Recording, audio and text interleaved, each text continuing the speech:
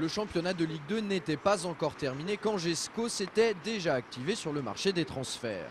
Le 26 mai dernier, soit 3 jours avant la dernière journée de Ligue 2, le club angevin avait officialisé l'arrivée pour 3 ans du latéral gauche Anthony Wasfan en provenance du Toulouse Football Club.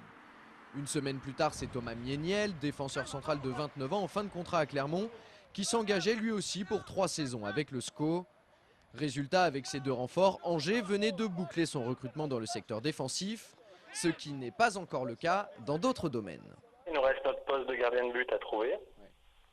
Et il nous reste notre milieu de terrain défensif à trouver, un joueur offensif côté droit et un joueur offensif côté gauche, et 2 attaquants. Voilà le chantier qu'il me reste à faire pendant cet été.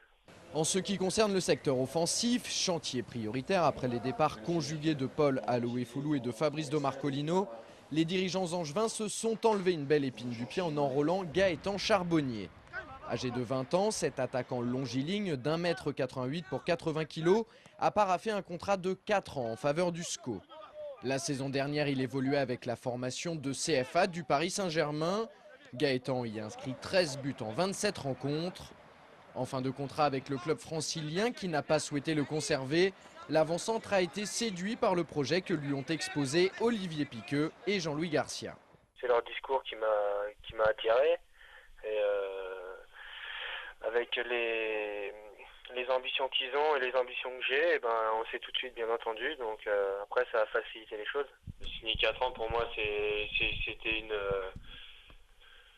quelque chose qui va me permettre de travailler sur l'avenir et lancer complètement ma carrière.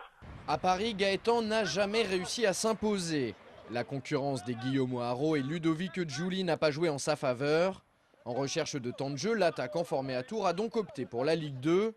Pour lui, rejoindre Angers, c'est une progression dans sa jeune carrière.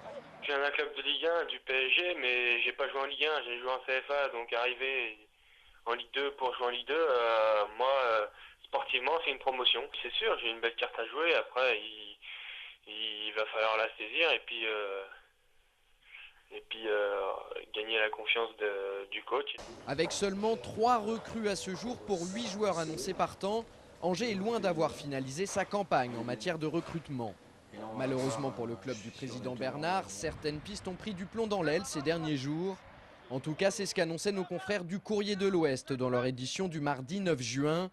Les dossiers du Boulonnais Alexandre Cuvillier, du Rémois Yann Kermorgan et du Tourangeau Sigamari Diarra ne devraient pas trouver d'issue favorable. Par contre, la venue de Thibaut Giresse, le milieu offensif gauche d'Amiens, reste d'actualité. C'est un joueur qui nous intéresse, qui a une capacité à jouer dans notre système en 4-4-2 sur le côté. Voilà, mais comme d'autres, alors je ne sais pas comment est venue l'information, en tout cas pas de nous. Et voilà, quand je vous annoncerai un joueur qui sera chez nous, c'est qu'il aura signé le contrat, comme on a toujours fait.